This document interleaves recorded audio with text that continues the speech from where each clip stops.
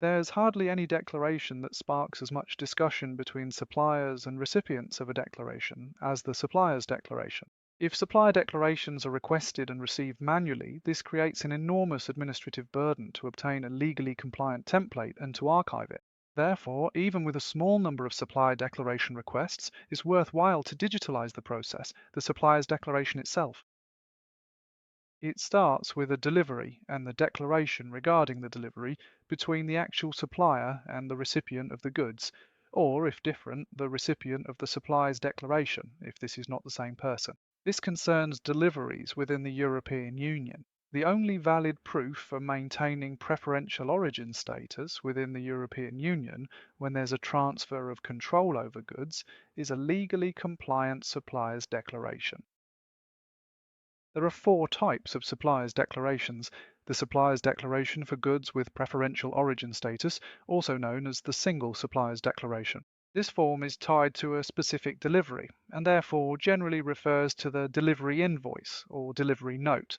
The long-term supplier's declaration for goods with preferential origin status, on the other hand, covers deliveries over a defined period, either prospectively or retrospectively. The two suppliers' declarations for goods without preferential origin status are mainly used in external processing, so-called extended workbenches, and when skipping production steps within the European Union or in the case of cumulation.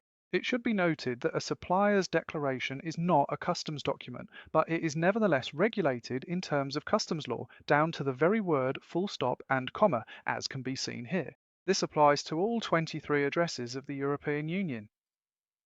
The two central systems for the fully digital request of suppliers' declarations are the Suppliers Declaration Portal of Zollcon GmbH and the client's Merchandise Management System.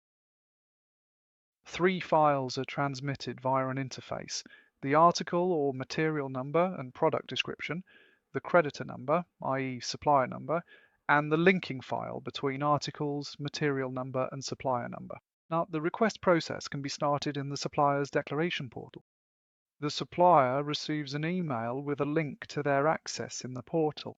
There, they can add to all the provided data, or simply confirm it. With the final confirmation, the supplier's declaration is considered submitted. The supplier retains their access and can print a PDF at any time. Depending on the report settings, the data is fed back into the inventory management system along with the preference situations. In the process, changes to the source data can be evaluated via the interface. Outputs can be provided as a pure data set, as with a request, or as a PDF in any desired transmission method. If you do not receive supplier declarations via the portal, these are submitted through a self-declaration in the supplier declaration portal and are also stored there.